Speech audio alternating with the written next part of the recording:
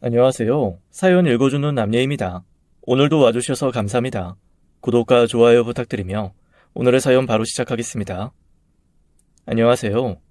글이라는 걸 머리털 나고 처음 제대로 써보는 50대의 가장인 남자예요. 보통 여성분들의 사연들이 많았는데 최근에는 남자분들도 글을 써서 올리는 걸 보고 이렇게 용기를 내서 책상 앞에 앉았네요. 이야기의 특성상 철저한 익명을 부탁드리며 철자가 약간씩 틀리더라도 적절하게 수정을 해주셨으면 좋겠습니다. 일단 제가 드릴 이야기는 제 아내와 딸에 관한 이야기죠. 먼저 제 아내는 원래부터 좀 특이한 사람이었어요. 평범함과 이상함, 그 사이에 애매한 경계를 가지고 존재하는 그런 사람이라고 하면 이해하실까요? 아내는 저와는 고등학교 시절 동창이었습니다. 사실 그때부터 아내는 저와는 좀 다른 존재의 사람이긴 했어요. 소위 잘 나가는 무리의 일원이기도 했고 얼굴도 예쁜데 활달하고 성격도 좋아서 친구들도 많았죠. 반면 저는 소수의 친구들 외에는 어울리는 사람이 거의 없었고 소심하고 내성적인 성격에 공부만 하던 새님이었어요. 그러니까 저와의 접점이 거의 없는 부류였던 겁니다. 1학년, 2학년 모두 같은 반이었는데도 아내는 제 이름조차 몰랐을 거라는 생각이 들 정도로요. 하지만 그건 제 착각이었던 것 같습니다. 지금은 술살에 나이살이 있어 평범한 체격이지만 당시 저는 아무리 먹어도 살이 찌지 않는 굉장히 마른 체질이었는데요. 그래서 가끔 가다가 괴롭힘, 놀림, 그 비슷한 걸 많이 당했죠. 그때는 왕따 같은 그런 말이 없었지만 남자들끼리의 묘한 기싸움, 힘싸움이 없었다고 할 수는 없으니까요. 하루는 화장실에서 소변을 누고 있었는데 짓궂은 녀석 하나가 제게 시비를 걸어왔습니다. 가끔 복도에서 얼굴을 마주쳤을 뿐 전혀 아는 사이가 아니었지만 어린 나이에 치기였는지 제가 만만했는지 다른 애들이 있는데도 제 다리를 툭툭 발로 치면서 주악거리더군요. 와씨 여자 다리 아니냐? 툭 치면 탁 부러질 것 같네. 야 내가 부러뜨려볼까? 그럼 얼마 줄래? 킥 한 대로 가능? 하지마. 갑자기 왜 그러는데? 그러자 동창은 제 목소리를 흉내내며 더 빈정거렸습니다. 갑자기 왜 그러는데? 말 더듬는 거 봤냐? 왜? 쫄았어? 저는 기분 나쁜 표정만 쥐어 보이고 그 자리를 벗어나는데 저를 뒤따라오면서 제 다리를 계속 쳤어요. 심장이 쿵쿵 뛰고 식은땀이 났지만 무엇보다 복도 한가운데라는 게 너무 치욕스러웠습니다. 그런데 그때 제 아내가 나타나서 그 친구에게 한 소리 했어요. 야, 종 쳤으니까 적당히 하고 빨리 니네 반으로 꺼져. 내가 뭘, 그냥 좀 놀자는 건데. 싫다고 하잖아. 그리고 얘 우리 반이거든. 그냥 가라. 그 녀석은 괜히 저를 보면서 욕설을 하고는 뒤돌아서 자리를 벗어났습니다. 저는 귀까지 벌겋게 달아올라서 그 자리에 가만히 있었고요. 그때 아내는 제 이름을 불러주면서 들어가라고 저런 녀석은 무시해도 된다고 했죠. 사실 지금 생각하면 아주 작은 호의였어요. 아내의 입장에서는 떠올리려고 하면 기억이 전혀 나지 않아서 고개를 갸웃하는 정도의 흑백의 기억일지도 모릅니다. 하지만 제게는 그 시간 전부가 10년이 지나도 생생한 색채가 살아있는 기억이었어요.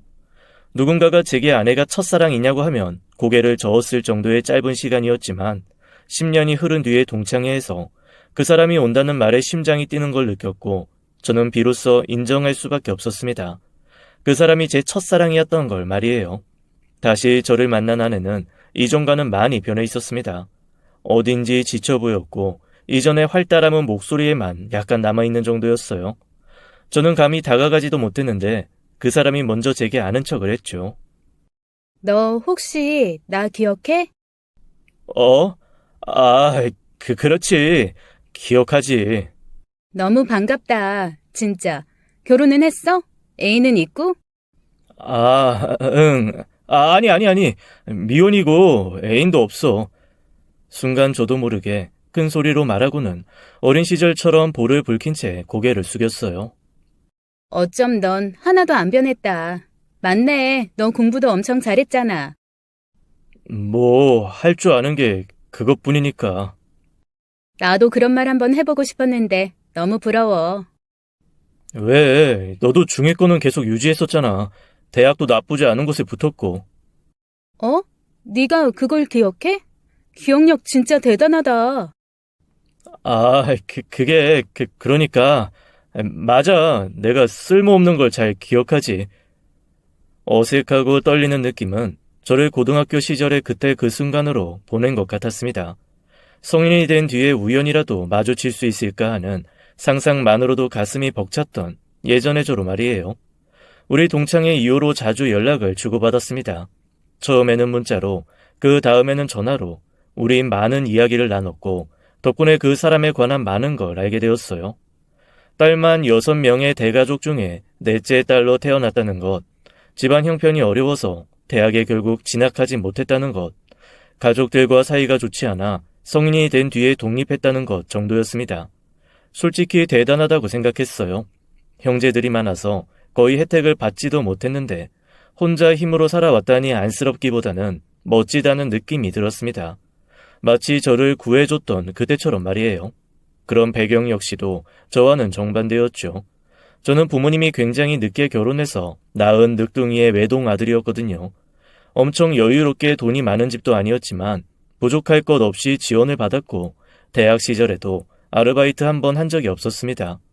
결국에는 좋은 대학을 졸업해서 이름 있는 회사에 취업을 했고 연구원으로 나쁘지 않은 연봉을 받으면서 생활하고 있었어요. 몇 번의 연애를 했지만 번번이 차이기 일쑤였고 이유 역시 크게 다르지 않았습니다.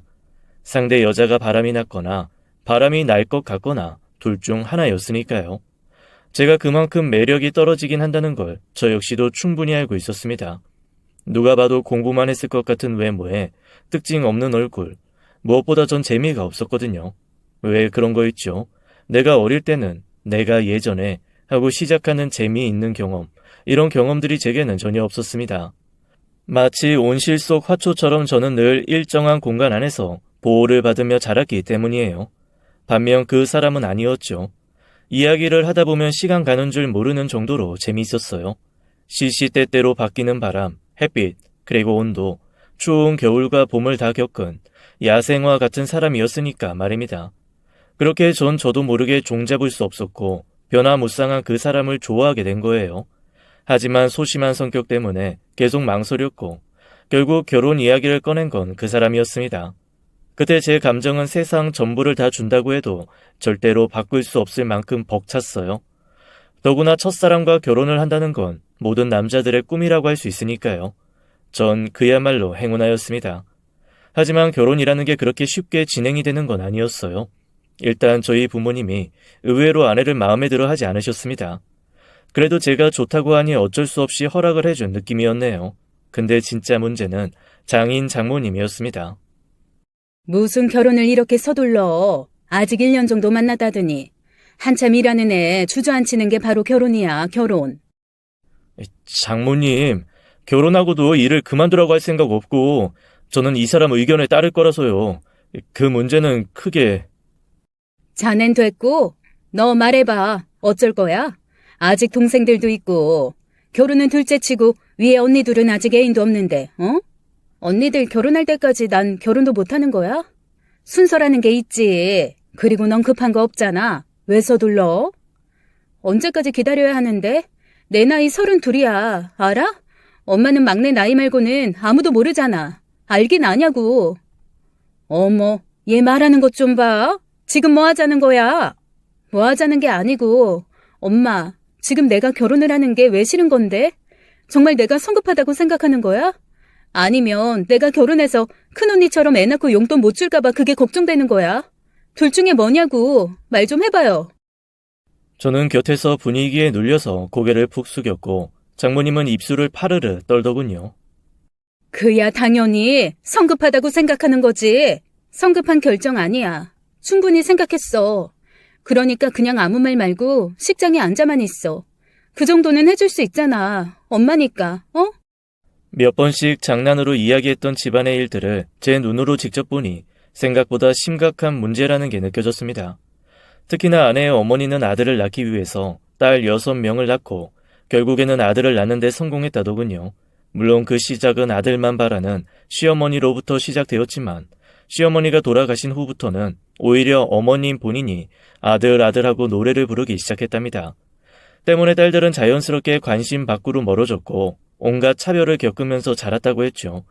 첫째인 큰언니의 경우에는 살림 미천이라면서 그나마 약간의 지원을 해주었지만 그 외에는 아들인 막내 외에 아무도 돌봐주지 않았다고 해요. 결국 둘째 언니가 셋째 언니와 넷째인 아내를 돌봤고 더 어린 동생은 다시 둘째 언니, 그리고 다음인 아내를 거쳐 서로가 돌봐주었다고 합니다. 문제는 성인이 된 뒤에 월급의 절반 이상을 집에 보태야 했다는 거였고요. 봤지? 우리 집이 어떤지. 정말 최악이야. 진짜 최악이라고. 아니야. 아마도 걱정도 되고 내가 그렇게 괜찮지도 않고 부모님 눈에는 당연히 당신 딸이 아깝고 그러니까 그런 거지. 아내는 제 위로 담긴 말에 씁쓸하게 웃어 보였다가 고개를 저었습니다. 난 절대로 이렇게는 안 살 거야. 절대로. 그래, 당신 절대 고생 안 시킬게. 그 말이 아니야. 계속 고민해 왔는데 이거 꼭 약속해줘. 뭔데?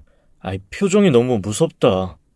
아이는 무조건 하나만 낳는 거야. 무조건. 어? 근데 저는 당연히 망설였어요.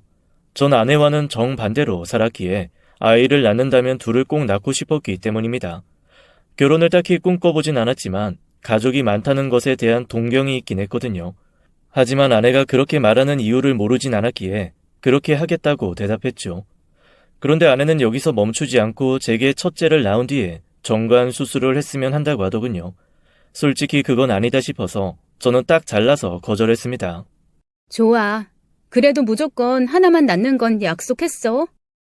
알았어. 그건 약속할게. 진짜 고마워. 딸이든 아들이든 꼭 하나만 낳아서 잘 기르자. 꼭 당신 닮아서 착하고 머리도 좋았으면 좋겠어. 그치? 에이, 날 닮으면 큰일이지. 당신을 닮아야 예쁘지. 그럼 딸이 좋겠다. 그치? 무조건 딸. 여행을 가기 전에 계획을 짤 때 느끼는 설렘이 뭔지 아시죠?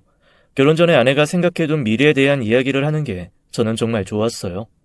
인테리어는 어떤 식으로 할지, 아이의 이름은 뭐가 예쁠지, 주말에는 뭘 하면서 보낼지에 대한 상상 속 계획은 너무 완벽해 보였습니다. 이야기 속에 우리는 행복이 언제나 넘쳤어요. 하지만 그 행복은 결혼 후 아내가 아이를 가지자마자 이상한 방향으로 흘러가게 되었습니다. 불행해졌다, 달라졌다, 변했다가 아니라 이상한 방향으로 말이에요. 먼저 아내는 자신의 뱃속의 아이가 딸이라고 확신했죠. 그 다음에 아기 용품까지도 모두 딸 아이 것으로만 사들였어요. 물론 저는 혹시 아들일 가능성이 있기 때문에 너무 불필요한 물건들은 자제시키려고 했지만 아이 문제에 있어 아내는 이성적인 부분이 전혀 없는 사람처럼 굴었습니다. 임신 초기라 당연히 저 역시도 찬성하긴 했지만 회사를 그만두는 것도 그 어떤 상의 없이 혼자서 결정을 내렸고요. 좋은 것만 봐야 한다고 집에 있던 TV는 모두 없앴고 제게는 반강제적인 태교를 시키기 시작했죠. 물론 아이가 아빠 목소리를 들으면 정서 발달에 좋다는 그런 소리를 들은 적은 있어요. 그걸 이야기하는 게 아닙니다. 갑자기 교과서? 이걸 어디 쓰려고? 일종의 선행학습이지. 매일매일 당신이 읽어줘. 보통은 동화책을 읽지 않아? 내 딸은 특별해. 머리도 좋을 거야. 보통 애들이랑은 다르지. 분명히 다 이해할걸? 머리는 당신을 닮았을 거라고. 만에 하나 날 닮았어도 적당히 타고난 센스는 있을 테니 가르치면 잘할걸? 그리고 동화책 그런 것도 있어. 저기 책장에 꽂아둔 거 읽어줘. 논술에 필요한 한국 문학 백선? 여보, 이건 좀... 수학책부터 시작할까? 아니다. 영어 먼저 하자. 유별나달까? 유난스럽다고 해야 할까? 아내는 시작부터가 달랐어요. 퇴근 후에 집에 들어오면 상식 문제집과 퍼즐 문제를 끙끙거리며 풀고 있었습니다. 제가 돌아오면 저는 아내가 잠들 때까지 수학의 정석을 읽어야 했고요. 그것들이 어떤 효과가 있는지는 모르겠지만 솔직히 수학책을 읽는 것 자체가 제겐 고역이었죠. 읽다 보면 마법 주문을 외우는 것 같은 느낌이 들기도 하고 기분이 묘했거든요. 그럼에도 불구하고 아내가 그렇게까지 하는 이유를 모르지 않기에 저는 최선을 다해서 아내가 원하는 것은 해주려고 노력했습니다. 여느 남자들과 크게 다르지 않았어요. 먹고 싶은 게 있으면 무슨 수를 써서라도 공수해 주었고 가지고 싶은 게 있어도 군말 없이 카드를 내밀어주는 그런 남편이 되었습니다. 피곤한 몸을 이끌고 밤 늦게까지 지루한 교과서를 읽고 또 읽는 건 고된 일이었지만 막상 아이를 낳으면 잠잠해지겠구나 하는 작은 희망을 품으면서 버텨냈어요. 그리고 출산일이 되었고 아내는 정말로 원하던 딸을 낳게 되었습니다. 신기한 일이었어요. 아내의 눈과 인매를 꼭 빼닮은 예쁜 딸이었죠. 그런데 아내는 자신을 닮은 딸을 보면서 며칠 내내 불안함을 표현하더군요. 왜? 아이, 그럼 딸인데 날 닮아? 나 너무 못생겼잖아. 당신은 그것도 몰라? 딸은 엄마 팔자 닮는다잖아. 관성이 얼마나 중요한데. 그래도 코는 당신을 닮아서 괜찮을 수도 있겠다. 그거라도 다행이지. 그런 거 다 미신이야. 그리고 당신도 그런 거 안 믿잖아. 믿는 사람 안 믿는 사람 따로 있어? 지키고 싶은 게 있으니 뭐라도 믿는 거지. 그전에는 그런 게 없었으니까 그런 거고. 순간 아내가 과하다는 생각이 들어서 걱정이 되었지만 아이를 낳고 얼마간은 굉장히 힘든 시간을 보냈기에 정신없이 보냈습니다. 늦은 밤에도 깨어나 우는 아이를 달래고 여러 번에 걸쳐 모유를 먹이는 아내를 보면서 저 역시도 최선을 다해서 부담을 덜어주려고 노력했어요. 아내가 조금이라도 잠을 잘 수 있도록 나름대로 배려를 하려 했던 겁니다. 그런데 아내는 아이를 제게 잠깐이라도 맡기려고 하지 않더군요. 이 문제로 몇 번은 말다툼을 했습니다. 내가 아이를 떨어뜨리기를 해? 아니면 함부로 대해? 나 못 믿어? 나 나름대로 당신 배려해주고 싶은 건데 내가 납치범이야? 누가 해달래? 하지 마. 그리고 남편들이 애 돌보는 거야 뻔하지. 장난치고 애들을 무슨 장난감 공처럼 대하잖아. 아기는 손에 쥔 생달걀처럼 조심스럽게 대해야 한다고. 손도 다 씻고 와서 만져. 야, 나 방금 씻었잖아. 나도 최대한 조심하기도 하고. 당신 애 앞에서 한숨 쉬지 마. 스트레스가 전염된단 말이야. 여보, 손도 그래. 왜 의사 선생님들이 수술하기 전에 손 씻듯이 손톱 사이사이까지 씻고 팔꿈치로 수도 내리고 올리고 하라고. 뭔가 잘못됐다는 생각이 들었지만 이미 제 아내보다는 아이 엄마가 된 그 사람에게 논리는 통하지 않았어요. 마치 육상 경기를 시작하기 전 출발선에 대기한 선수 같았죠. 이미 다른 것은 보이지 않고 팽팽하게 긴장된 근육과 자신의 심장 소리, 그리고 온몸으로 공중으로 들어 올려진 신호탄 소리에만 집중하는 것 같았어요.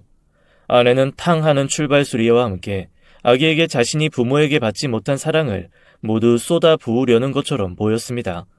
문제는 그게 끝이 아니었어요. 아기를 낳은 후부터 아내는 부부 관계를 전혀 하려 하지 않았죠. 분위기도 잡아보고 꽃도 선물도 사가는 눈물겨운 노력도 했지만 아내는 혹시나 둘째가 생길지 모른다면서 극구 거부하기 시작했습니다. 100% 안전한 피임은 없다면서 제게 다시금 정관 수술을 하는 걸 권하더군요. 한참을 고민하다가 저는 아이가 3살 되던 해에 결국 정관 수술을 감행했습니다. 단순히 부부 관계를 위한 선택은 아니었어요. 솔직히 말하면 첫째 아이를 낳은 뒤 아내가 하는 교육을 보면 둘째는 감당이 절대 되지 않을 거라는 생각이 들었습니다. 무엇보다 둘째가 아들일 경우에 아내가 차별을 할지도 모른다는 공포심마저 들었어요.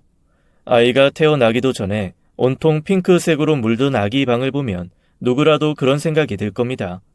다행히 딸이 걷기 시작했을 때부터는 아내도 제게 아이를 맡기기 시작했고 별 문제 없이 아이는 하루가 다르게 쑥쑥 크기 시작했어요. 물론 턱없이 비싼 영어 유치원에 다니게 하거나 비싼 명품 옷을 아이에게 사 입히는 정도는 저도 그러려니 하고 넘어가는 수준이 되었습니다. 저 역시도 아내의 유난스러움에 적당히 발을 맞췄고 저의 부모님이 저를 금이야 오기야 길러주신 것처럼 딱 하나 있는 자식이라는 생각이 드니 그렇게 유난스럽다는 생각도 들진 않았던 것 같네요. 하루는 유치원에서 딸아이가 친구와 크게 다투다가 입술이 살짝 찢어지고 앞니가 빠진 일이 벌어졌습니다. 다행히 유치였기에 큰 문제는 없었지만 상대 아이의 어깨를 피가 날 정도로 물어버린 딸 때문에 흉이 질 수도 있다고 하더군요. 저희는 당연히 상대 부모님에게 죄송하다고 사과를 했고 치료비와 아이 간식비 면목으로 약소하게 성의를 보였습니다. 어차피 두 아이가 서로 싸우다가 다친 일이라서 크게 문제는 번지지 않았어요. 먼저 부모가 사과하라는 말에 어깨를 물린 남자애가 미안하다면서 딸에게 손을 내밀었습니다. 그런데 제 딸은 그 손을 탁 하고 쳐내더군요. 저는 너무 놀라고 당황해서 딸의 손을 잡고 남자아이의 손에 포겠죠. 얼른 너도 친구한테 미안하다고, 잘못했다고 해. 얼른. 나 잘못 안 했어. 딸은 다시금 남자아이를 밀어내더군요. 에이, 너 정말 혼날래? 얼른 사과하고 잘못했다고 해. 싫어. 싫다고. 싫단 말이야. 딸은 뒤집어지면서 울기 시작했고 아내는 딸을 안고는 다독이기 시작했습니다. 하지만 한 번 터진 울음은 멈추지 않게 계속되었고 고성까지 내지르더군요. 마치 자신의 분에 이기지 못해서 나오지 않는 눈물 대신 입을 벌려 포효하는 것 같았습니다. 저는 죄송하다고 거듭 사과하고 먼저 손을 내밀어준 남자아이에게도 대신 사과를 표현했어요. 그러자 아이들이 다 그렇게 크는 거라고 다행히 좋게 넘어가 주셨지만 솔직히 저는 그 순간이 너무 부끄러웠습니다. 저희 딸아이는 차에 타서 집으로 돌아가는 순간까지도 꽥꽥거리면서 울고 있었어요. 저는 조용하라고 몇 번의 경고를 했고 그러다가 결국 아이에게 왜 그렇게 버릇이 없냐고 꾸짖었죠. 왜 애한테 소리를 질러? 좋게 말할 수는 없어? 내 목소리가 들리긴 해. 계속 떼를 쓰고 있잖아. 뭘 잘했다고. 참나. 그럼 잘못한 건 뭐가 있는데? 뭐? 지금 무슨 소리를 하는 거야? 애가 자기 앞을 막았다고 어깨를 깨물었으면 당연히 우리 애가 잘못한 거지. 누가 잘못을 해? 애초에 앞을 막아서지 않았으면 됐지. 솔직히 사과는 오버지. 여보, 아닌 건 아니라고 말을 해야지. 비켜달라는 말을 못해? 그냥 물어버리는 게 그럼 정당한 행동이라고 생각하는 거야? 이빨 자국이라는 거 생각보다 독해. 오래 남고 흉도 질 수 있어. 그러니까 막지 말았어야지. 남자애들이 하는 짓이 다 그렇지. 분명 그전에도 애를 자꾸 건들고 했으니 애가 그랬겠지. 여보, 그건 당신 추측일 뿐이잖아. 우리 애 말을 믿지 누구 말을 믿어? 어? 당신이 그러고도 아빠야? 이렇게 순하고 착한 애가 그랬으면 분명히 마땅한 이유가 있었을 거라고. 언제부터 순하다, 착하다의 정의가 달라졌는지 몰라도 아내는 그렇게 확신하고 있었어요. 하지만 객관적으로 본 제 딸은 저 역시도 마음에 들지 않으면 물어버리곤 했습니다. 놀아주지 않는다거나 사달라고 하는 걸 사주지 않으면 바로 이빨을 드러내는 한 마리 목줄 풀린 짐승이었어요. 아내는 그런 면에서 객관화가 전혀 되지 않은 것처럼 보였습니다. 솔직히 이런 부분만 아니면 아내와 저는 싸울 일이 거의 없었어요. 하지만 아이의 교육 부분에서 너무 달라서 자주 부딪힐 수밖에 없었습니다. 비록 저는 외동으로 태어났지만 이 정도로 오냐오냐 크진 않았어요. 적어도 공공장소에서 떠들거나 달리지 못하게 엄격하게 교육을 받고 컸고 다른 사람에게 피해를 주는 일을 못하도록 적절하게 맞으면서 자랐으니까 말입니다. 하지만 아내는 아이가 당장 하고 싶은 것, 원하는 것은 모든 자유라는 명목 아래 방치하고 있었어요. 무조건 들어눕고 소리를 지르면 사주는 엄마 밑에서 자란 제 딸은 철저하게 학습이 되어 있었습니다. 아무리 작고 어린 아이라도 자신의 위치가 어딘지 빤히 알기에 아빠인 저를 무시하기 일쑤였고요. 제가 퇴근을 하고 들어와도 아는 척도 하지 않았고 저를 빼놓고 아내와 귓속말을 하기까지 했죠. 그런데 전 이런 딸의 변화가 화가 나기보다는 걱정이 앞섰습니다.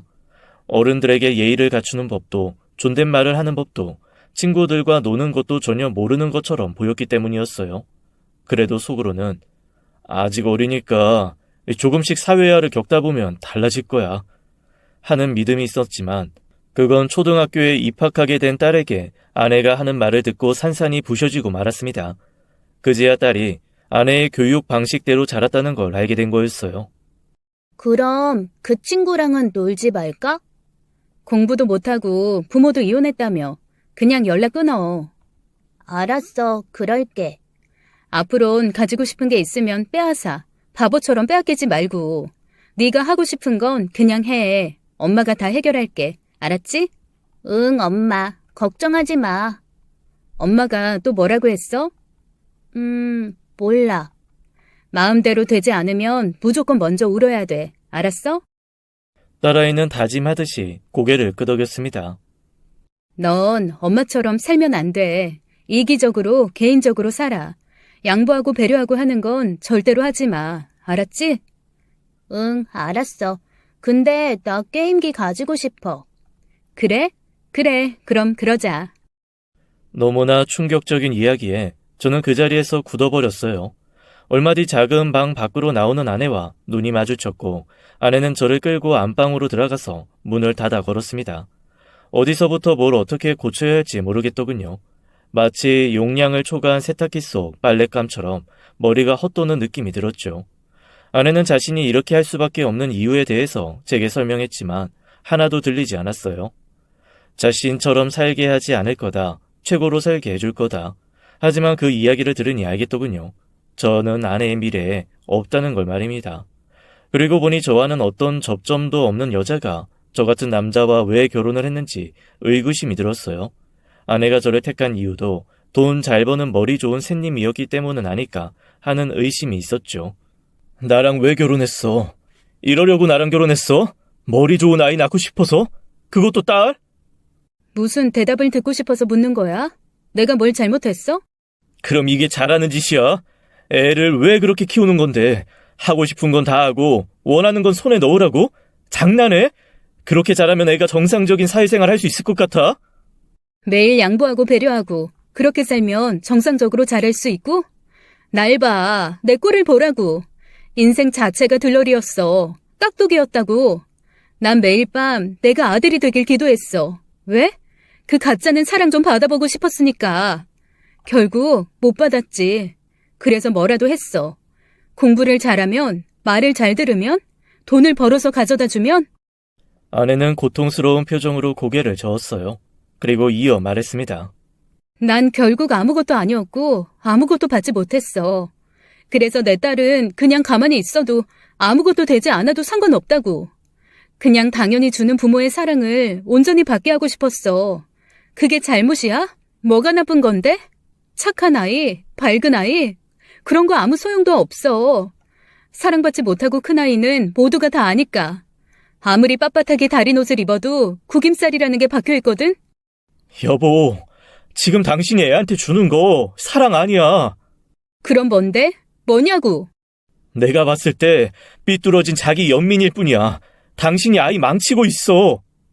아니, 당신 앞으로 애 교육에 대해서는 끼어들지 마. 내가 알아서 해.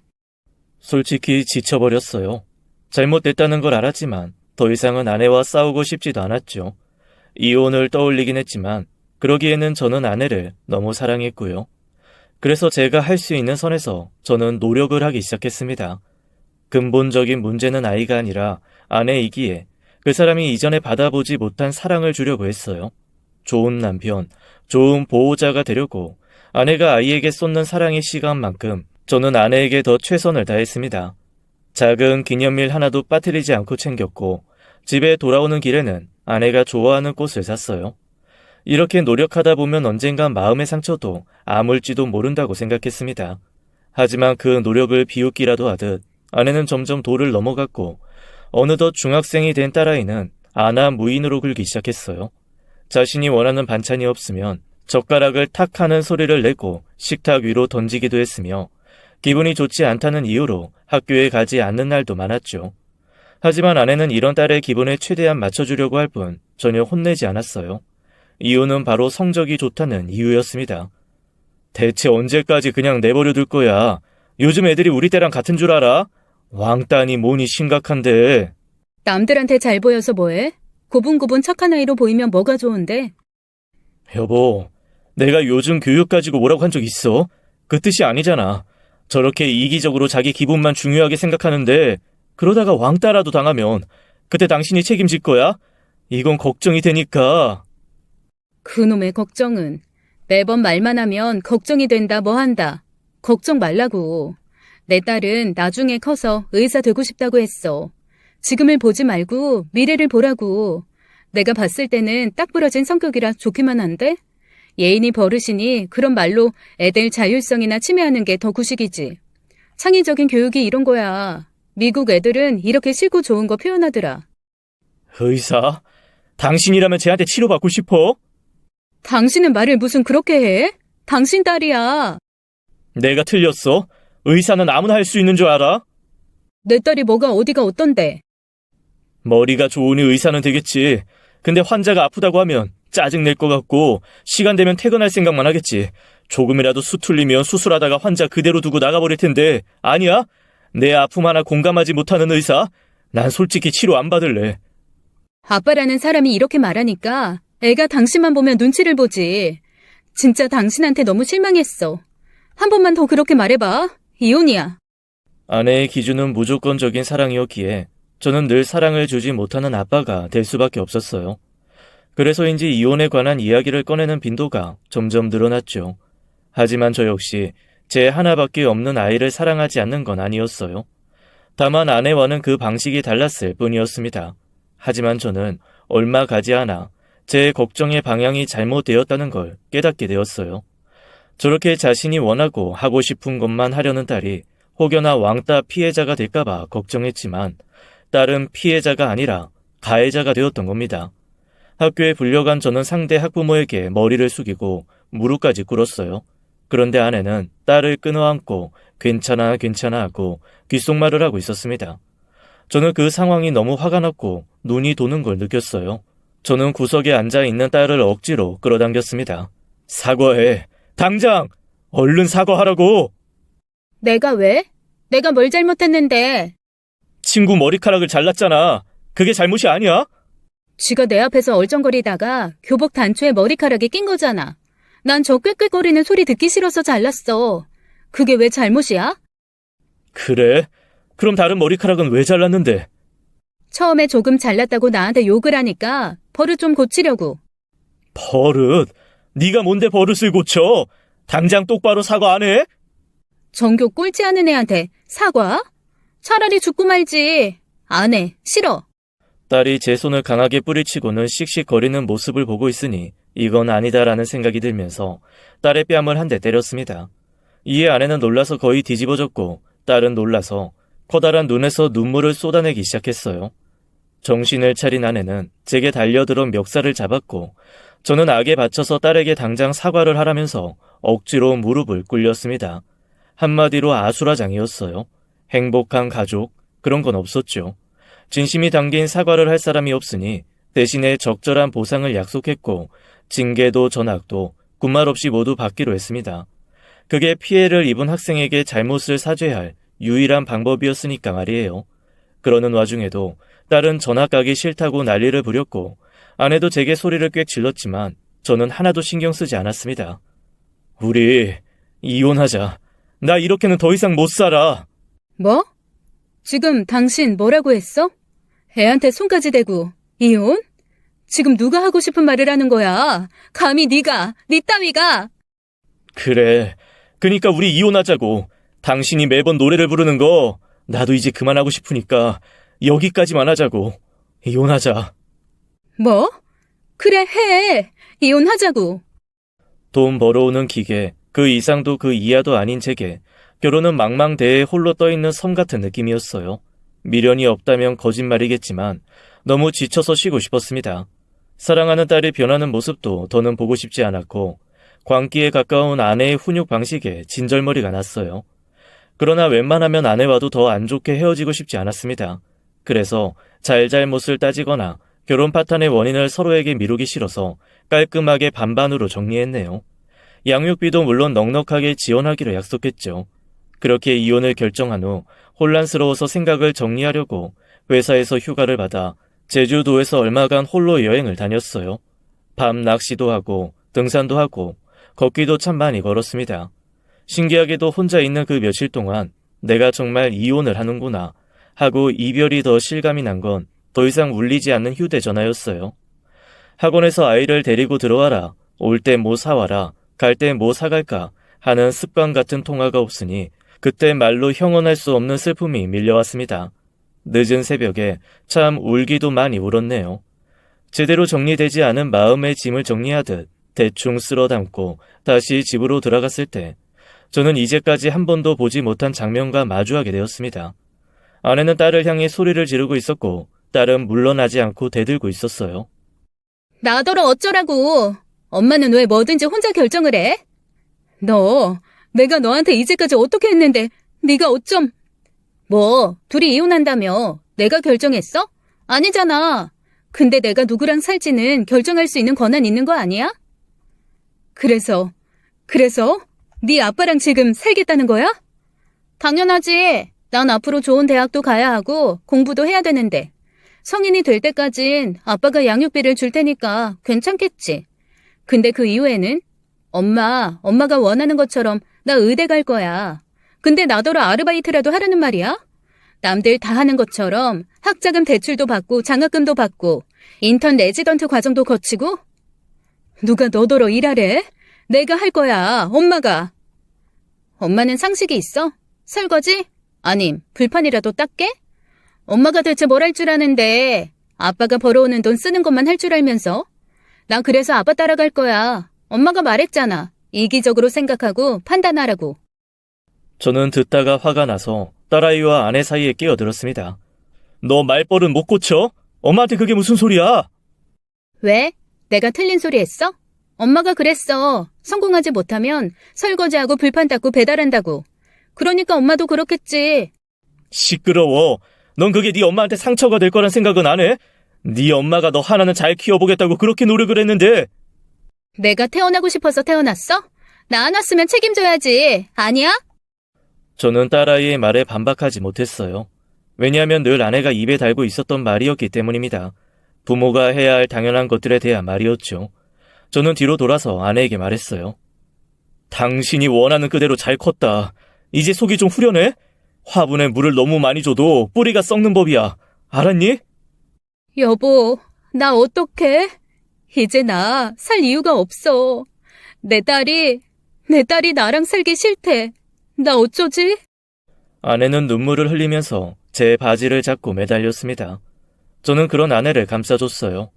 약간의 시간이 지난 후 안정을 찾은 아내는 자신의 잘못을 인정했습니다. 교육 방식이 잘못됐다는 걸 이전부터 어렴풋이 알고는 있었던 것 같아요. 하지만 아내는 딸이 자신을 사랑하길 멈춰버렸다고 생각하는 게 두려워 그때는 멈출 수조차 없었다고 합니다. 저는 긴 시간 동안 아내의 이야기를 들어줬고 끝내는 이혼을 번복했어요. 대신 아이의 교육에 아내가 개입하지 않고 훈육에 대한 건 전적으로 제게 맡기겠다는 약속을 받았습니다. 그 일이 있었던 게 벌써 1년 전이네요. 사실 딸은 아직도 한 성질머리합니다. 누가 봐도 싸가지가 없단 말이 절로 나올 정도죠. 하지만 뭐든 급하게 바꾸는 건 좋지 않다고 생각해요. 되도록 천천히 이해를 시키려고 하고 있습니다.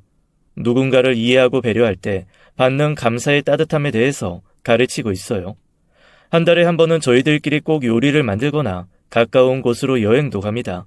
그리고 비가 오거나 날씨가 좋지 않은 날을 제외하고는 매 주말마다 동네를 돌면서 쓰레기를 주워요. 대체 이걸 왜 줍는 거야? 남이 버린 담배꽁초를 왜? 그냥 줍는 거지. 어차피 가는 길이고. 쓰레기 줍는 사람 따로 있잖아. 그 사람들이 할 일이지. 세상에 버리는 사람 따로, 줍는 사람 따로 없어. 알지? 아, 답답해. 엄마는 뭐 이런 남자랑 만나가지고 결혼을 했어? 이달 용돈 끊기 전에 빨리 죽기나 해. 내 사랑하는 딸. 내 아버지.